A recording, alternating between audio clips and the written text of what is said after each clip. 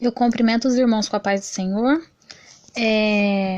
Tô muito feliz com Jesus, porque ainda que as coisas não saem do jeito que a gente quer, as coisas saem melhor, porque o jeito que Jesus faz, o jeito que Deus faz é perfeito, né? A vontade de Deus é boa, perfeita e agradável. Então eu tô muito feliz com o Senhor. O Senhor tem me fortalecido, tem abençoado o meu trabalho, abençoado a minha casa. Creio que na vida dos irmãos não tem sido diferente, porque apesar das lutas, apesar do deserto, apesar das dificuldades, a gente tem experimentado nesse deserto um amor muito maior do que o amor que o nosso cônjuge pode nos oferecer, né? Um amor puro, um amor imaculado, um amor que é infinito, que transborda, né? E ainda que a gente fique triste, às vezes fique cabisbaixo, a gente dobra o joelho, ora, fala com o Senhor vem, nos abraça, faz a gente sentir a presença dele, aquilo nos conforta, nos alegra. Dessa forma tem sido na minha vida, e eu creio que tem sido na vida de todos aqueles que buscam o Senhor em espírito e em verdade, né? Com as nossas falhas, com as nossas limitações, com as nossas fraquezas, mas com a nossa sinceridade, né? Porque apesar dos nossos erros, dos nossos pecados, a gente estando sincero diante do Senhor, o Senhor, ele nos reconhece como filho, e ele nos purifica, ele nos lava do pecado, ele nos molda, às vezes de maneira dolorida, mas que nos deixa cada dia melhor. É dessa forma que esse deserto tem sido na minha vida. Eu quero ler aqui uma passagem que fica no livro de João, no Evangelho de João, no capítulo 8. É uma mensagem conhecida, mas é uma mensagem que o Senhor me deu alguns dias atrás, posso dizer que até um mês atrás. O Senhor colocou essa palavra no meu coração, me fez meditar nesse texto já várias vezes. Eu tenho me tomado em pensamento nesse texto, e hoje, quando a irmã me falou se eu ministrava, e falou comigo que o tema era não entrar em contenda, né, quando o esposo tá irritado, né? E essa passagem fala da seguinte forma. O texto é um pouco longo, eu vou ler, depois os irmãos leem em casa, que fica melhor para entender. E que o Espírito Santo venha falar no nosso coração. Porém, Jesus o título traz, a mulher adúltera. Porém, Jesus foi para o Monte das Oliveiras, e pela manhã cedo tornou para o templo, e todo o povo vinha ter com ele, e assentando-se, os ensinava. E os escribas e fariseus trouxeram-lhe uma mulher apanhada em adultério, e pondo-no no meio, disseram-lhe: Mestre, essa mulher foi apanhada no próprio ato adulterando. E na lei nos mandou Moisés que as tais sejam apedrejadas. Tu, pois, o que dizes? Isto diziam eles, tentando para que tivessem do que o acusar. Mas Jesus, inclinando-se, escrevia com o dedo na terra. E como insistiram perguntando-lhe, endireitou-se e disse-lhes: Aquele dentre vós que está sem pecado, seja o primeiro que atire a pedra. E eu quero ler até aqui para os irmãos.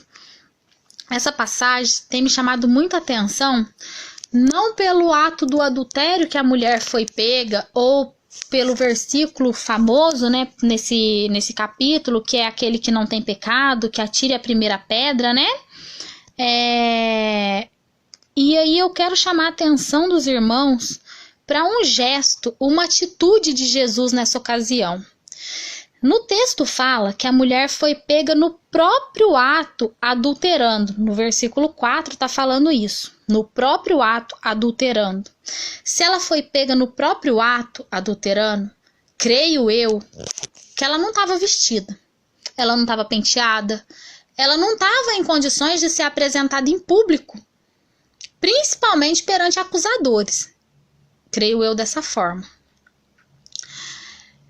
E Jesus, quando questionado pelos fariseus, que eram os religiosos da época, os religiosos, não aqueles que buscavam e adoravam a Deus em espírito e em verdade, mas aqueles que olhavam pela aparência, que oravam em praça pública, que jejuavam e ofertavam ao Senhor, dizendo aos quatro ventos o que estava fazendo para ganhar crédito. E a gente não tem que mostrar o que está fazendo, né? A palavra fala que o que a mão direita faz, a mão esquerda não precisa saber, que quando quando você está jejuando, não precisa estar descabelada, com o rosto desfalecido, não. Você tem que estar bem, tem que mostrar que você está bem, porque o mundo lá fora não precisa saber da sua batalha espiritual. Eu penso dessa forma. E aí aqui fala que os fariseus foram tentar ele, né? Confrontando com a lei que Moisés tinha deixado, que quando a mulher fosse pega em adultério, ela fosse apedrejada. E aí o que me chamou muita atenção foi: Jesus inclinou-se em terra e começou a escrever com o próprio dedo. Eu já pesquisei, eu já perguntei para pessoas que entendem da palavra o que Jesus escreveu em terra. Por que Jesus se prostrou quando fizeram a pergunta a ele e começou a escrever no chão? E eu não encontrei a resposta, a não ser o que o Espírito Santo falou no meu coração. Nenhum versículo na Bíblia é em vão. Nada do que está escrito na palavra é em vão. Tudo tem um porquê, tudo tem um significado. E a palavra é viva, se renova a cada dia. Mas esse versículo de Jesus se agachar para escrever na terra, eu não achei um porquê. Eu falei, mas por que Jesus foi se agachar? Ele podia ter respondido na mesma hora. E eu ouvi uma pregação a respeito disso. E eu fui começar a pesquisar e aquilo começou a falar muito no meu coração. Jesus se agachou em terra para chamar a atenção para ele. Para e faz um paralelo. Imagina a situação. Chega aquele monte de gente com a mulher e faz a pergunta para Jesus. Então acredito eu que todos os olhares se voltaram para Jesus naquele momento. E Jesus se inclinou em terra e começou a escrever. Aqueles, não sei se foram segundos, se foram minutos, eu não sei quanto tempo Jesus parou ali para escrever na terra. Eu sei que o foco, a atenção, voltou toda para Jesus. Tanto dos fariseus, dos escribas que estavam com a mulher, acredito eu que das pessoas que ainda estavam ao redor, né? Que quando tem barraco chama atenção e o povo tá tudo passando na rua, quer vir perto para ver. Então acredito eu que quem estava na rua naquele momento foi chegando e fechando um círculo e Jesus ali no chão escrevendo. Sabe o que aconteceu nesse momento? A Bíblia não fala, mas o Espírito Santo me fala isso. A mulher teve tempo para se cobrir, para tampar sua nudez, para tampar o motivo da sua acusação. Não que isso tampou o pecado dela, de maneira nenhuma. Mas nosso Jesus, ele é tão doce, mas tão doce, que ele olha para nós e ele vê tantas, mas tantas falhas. Mas ele não olha para as falhas, ele olha para as qualidades, ele olha para nós assim.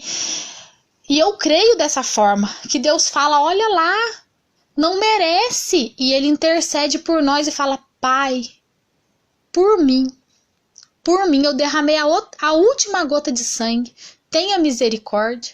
Então Jesus tirou o foco do problema, tirou o foco da situação e trouxe o foco para ele. E na palavra fala que os escribas perguntaram a primeira vez, Jesus continuou olhando para o chão escrevendo, creio que aquilo atraiu muita atenção daquele povo. O que esse homem está escrevendo? E a mulher deve ter cobrido, se tampado, escondido a sua nudez. E os escribas perguntam novamente. E aí ele responde, quem não tem pecados, que atire a primeira pedra. Não é diferente na nossa casa e não deve ser diferente a nossa atitude. Tem pecado, o marido tem falha, o marido tá impossível de lidar, a analogia humana.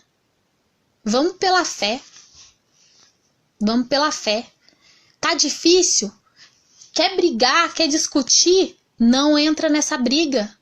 Não coloque os seus olhos nos defeitos, não coloque os seus olhos nas vergonhas, não coloque os seus olhos no erro que ele tem cometido, no pecado que ele tem cometido. Sabe por quê? Porque se a gente olha para as falhas deles, se eu parar e olhar para as falhas do meu marido, assim, as falhas assim, ao meu modo de ver, porque eu não sou o juiz, juiz é Deus, só Deus tem o poder de julgar o homem.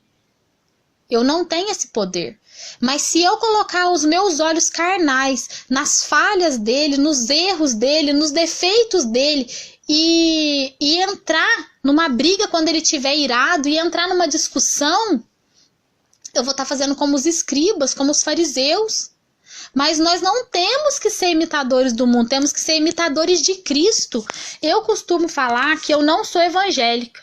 Eu não costumo falar pros outros que eu sou evangélico. Eu não falo. Eu falo evangélico é moda. Ah, eu sou evangélico. Ah, eu vou no show evangélico. Eu vou no negócio gospel. É tudo moda. E moda passa. A gente tem que ser cristão. Não tô pregando contra a religião, de maneira nenhuma. Não é isso. A gente tem que sim ter uma congregação. A Bíblia fala que o santo deve congregar em união. Então, não é isso. Eu congrego em uma igreja e tudo, mas aqui a questão não é religião. É ser imitador. E se você olha pro defeito do seu marido, se você entra na briga com ele, se você compra a parada com ele de discussão e vamos quebrar o pau e ele tirou eu do sério e eu não sei por que eu fiz isso. Se você entra nessa, você tá fazendo igual os escribas fizeram. Igual os fariseus fizeram. Agora, se você se aquieta, espera no Senhor, leva isso nos pés do Senhor e fala: Deus, o Senhor é o meu juiz, o Senhor é o meu advogado, o Senhor pode mudar esse quadro, o Senhor pode mudar essa história. A atitude que você está tendo é a atitude de Jesus. Jesus não conhecia a mulher. Ele não conhecia. Mas ele sabia que quando a pessoa quer mudar, quando a pessoa clama por ele e a pessoa quer uma mudança, a mudança acontece. Jesus não chega e invade. Mas se a gente está intercedendo, se a gente está buscando, a mudança vai acontecer. Então, se o seu cônjuge está errado, não tenta conversar, não tenta discutir, não tenta apontar o erro, não tenta mostrar que está errado, não. Não tente fazer isso. Isso quem vai fazer é o Espírito Santo. Por acaso Jesus na Bíblia falou alguma coisa para essa mulher? Jesus podia ter falado um sermão ali para ela. Ele tinha esse direito e ele tinha sabedoria para isso, coisa que eu e você não tem. Jesus tinha, ele era o próprio Deus na terra. Ele tinha sabedoria, ele tinha as palavras certas para colocar os fariseus no lugar deles, os escribas no lugar deles e falar com a mulher. Mas não, Jesus só respondeu que aquele que não tem pecado atire a primeira pedra. E se a gente continuar lendo, ele pega e torna a se inclinar e escrever na terra. Quando ouviram isso, saíram e começaram a jogar as pedras no chão. Ninguém ficou. E Jesus se endireitou, né, se levantou e olhou lá para a mulher e não viu mais ninguém. E só falou para a mulher: onde estão os que te acusavam? E a mulher diz: ninguém me condenou. Então ele disse: ninguém, Senhor. E disse Jesus: então eu também não devo. Vai e não peque mais. Jesus não condenou. Jesus não tentou sentar e ter uma DR com ela falando: não, tá errado, você não podia ter feito isso, hoje passou despercebido, mas amanhã eu posso não estar por perto. Jesus não parou para falar isso pra mulher. E muitas das vezes é isso que a gente quer fazer. O marido erra, o marido faz.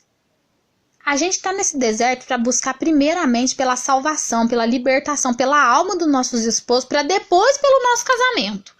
Se acontece um erro, se acontece uma situação e você vai e acusa, e aponta, e critica, e o marido tá irado e você tenta convencer ele que ele tá errado, ele vai falar: meu Deus, que mulher louca, que mulher chata, eu não quero isso pra minha vida. Em vez de oferecer Jesus, você vai enfiar Jesus goela abaixo do homem. Então não é o Espírito Santo, não tenta convencer do erro, leva em oração. Eu costumo pensar isso. O que perdoa é o que mais ganha. O que perdoa é o que mais ganha. O que se cala, a Bíblia fala em Provérbios que até o tolo é o quê? Trocando aqui no português rasgado. Até o burro, a pessoa que não tem entendimento nenhum, o tolo, quando se cala, ele é tido por sábio. Então, se você viu que não tá na hora daquela discussão, não tá na hora de falar aquilo, não tá na hora, não fale, não faça.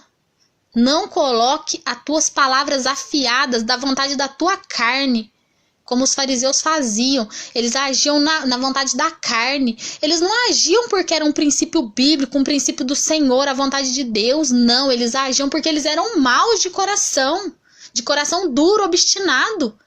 Então, não tenta buscar conversar, não tenta buscar resolver quando não é para você fazer. Deixa Deus fazer. Isso, nossa, esse versículo, esse capítulo 8 de João, essa passagem, às vezes eu nem lembro que é 8 de João, mas eu lembro da história. E isso assim me mostra o quanto Jesus é maravilhoso. A gente é falho, a gente é podre, a gente é pecador, mas Jesus não aponta nossas vergonhas. Jesus não aponta os nossos pecados, Jesus não aponta os nossos erros. Sabe o que ele faz? Ele perdoa e fala, não peca mais. Isso não é uma, não é duas, não é três, isso é a vida inteira. Até o dia que a gente fechar o olho, até o dia que o Senhor voltar, vai estar acontecendo. Porque não adianta falar, eu não peco mais. Peca sim. A gente peca no pensamento, a gente peca no desejo, a gente peca de todas as formas. Então, Jesus podia vir e dar um esfrega na cara da gente, falar, você não merece o perdão, isso, aquilo, usar os pastores para esfregar o nosso erro na cara da gente. Eu não sei quem é evangélico está ouvindo essa palavra, mas se você estiver ouvindo essa pregação, essa mensagem e quiser colocar aí o seu comentário, você já viu alguma vez Deus usando um vaso na igreja para apontar erro? Deus usando vaso, usando profeta, usando o homem de Deus no altar para apontar pecado de irmão, pecado de membro da igreja? Eu nunca vi. Eu nunca vi isso. Eu já vi o anjo do Senhor descer com conserto e vir palavra de exortação para o crescimento da obra. Mas Jesus apontar, fulano tá assim, assim, assado, conserta. Você vai morrer se continuar dessa forma? Não. Em público, não. Nosso Deus não aponta nossas vergonhas. Então pensa nisso antes de entrar numa briga com seu marido, antes de tentar convencer ele do erro, antes de tentar apontar o erro dele. Antes de tirar a trave do olho do outro, a gente primeiro tem que, o cisco, né, do olho do outro, a gente tem que tirar a trave do nosso olho. E é essa palavra que estava no meu coração. Já tem dias, eu não tinha tido a oportunidade ainda de passar ela para ninguém. Assim, para bastante gente em público, mas com todas as pessoas que eu tenho conversado, eu tenho falado, meu Deus, como não se apaixonar por Jesus? Como não amar? Jesus é meu ídolo, sabe? Jesus é meu ídolo. Que atitude, que atitude. Se você passar despercebido e falar, Jesus se inclinou em terra para escrever. Não falo o que escreveu, não falo por que inclinou, mas se você pede ao Espírito Santo, o Espírito Santo traz essa palavra no seu coração e fala, meu Deus, Jesus se inclinou em terra para escrever, para tirar a atenção do pecado da mulher. Jesus atrai a atenção para ele. Deus está irado no céu, meu coração está ardendo, Deus está irado no céu. A terra está apodrecendo, nós estamos vivendo os tempos dos últimos dias. Hoje, se a gente for olhar, a gente lê lá os livros do início, do Velho Testamento, que fala quando Deus destruiu a terra, nos tempos de Noé. Nós lê lá e vê quando Deus destruiu a terra, destruiu lá Sodoma e Gomorra, né? Quando tinha Ló e a mulher que virou sal. E a gente fala, meu Deus, a gente está vivendo um tempo muito, mas muito pior, muito pior. Sabe por que não foi destruído? Porque a promessa é que o Senhor Jesus venha na terra arrebatar a igreja. A promessa é essa, por isso que não foi destruído. E a gente vai parar para olhar o erro do outro. Nós estamos vivendo a podridão dos últimos dias, sabe, no pior do pior dos pecados. Então não tenta apontar o erro do outro não, irmão. Não é só o do marido, não é só o do conhecido, é o de ninguém. Não aponta não. A gente não sabe o dia de amanhã, a gente não sabe o que pode acontecer. Aquele que está de pé vigia para não cair. Então não entre em briga, não entre em contenda, não entre em discussão. Deixa Jesus te justificar. Deixa o Senhor te justificar. Como eu estava falando, Deus está irado. E da mesma forma que Jesus fez naquele dia, há 2000 anos atrás, quando ele esteve na terra, ele se inclinou para escrever no chão. Eu creio que hoje Deus está irado. E Deus fala, eu vou pôr a mão, eu vou tocar, eu vou permitir. E Jesus fala, não, Pai, dá mais uma chance. E aí Jesus atrai o olhar de Deus para ele. E aí nessa hora, sabe o que acontece? O coração do Senhor deve se encher de amor. Porque é o seu único filho que está intercedendo e o coração de Deus se enche de amor e Deus não faz aquilo que a gente merece. E aí Jesus vai e justifica. E creio eu que lá no céu fala com o Espírito Santo, fala, vai lá, Espírito Santo convence que está no erro, convence que está no pecado. E o Espírito Santo vem e começa a bradar no nosso coração e a mudança começa a acontecer. E aí Jesus olha e fala, tá vendo, Pai? Ele merecia essa chance, ele merecia essa oportunidade. É uma alma, eu morri por ele. Valoriza a morte do Senhor. Valoriza. Não seja fariseu, não. Não coloca a saia no pé, o cabelo na cintura e fala misericórdia, o sangue de Jesus tem poder para todo mundo saber que você é crente, não. Você pode usar a roupa que você tiver de usar, claro, sem escândalo, porque a gente não tem que trazer escândalo para a obra de Deus. Mas você pode usar a roupa que você tiver de usar. Se o seu caráter for de imitador de Cristo, for de fazer o bem para o próximo, assim como você faz para você mesmo, isso vai falar muito mais do que você começar a falar misericórdia, sangue de Jesus tem poder. Sabe por quê? Porque isso vai ser o seu testemunho. A pessoa vai olhar e vai falar assim, eu vejo Jesus na vida dela. E eu acho que o melhor, o maior elogio na face da terra que a gente pode ouvir é alguém olhar pra gente e falar assim, você é evangélico, você é crente, você é cristão, você tem Deus na tua vida porque você é diferente. Você tem o brilho do Espírito Santo. Eu acho que esse é o elogio que supera qualquer outro na face da terra. Seja imitador do caráter de Cristo na vida do teu esposo, na vida dos teus filhos, na vida dos seus familiares, no teu trabalho. Não lava a louça reclamando. Não lava a roupa reclamando, falando ele tá usando com a outra. Não faz a comida reclamando, falando ele tá lá na casa da outra, ele vai chegar 11 horas para jantar. Não faz isso não. Faz glorificando a Deus, agradecendo pela morte de cruz. Faz intercedendo pela vida daquele que está no erro, não apontando. Porque Jesus vai mudar essa situação. Jesus pode mudar essa história com um piscar de olhos. Basta uma atitude. E assim eu agradeço essa oportunidade, peço perdão porque o áudio já ficou muito longo, mas era tudo que estava no meu coração. E eu espero que todos ouçam, porque a palavra de verdade queimou muito no meu coração. Amém?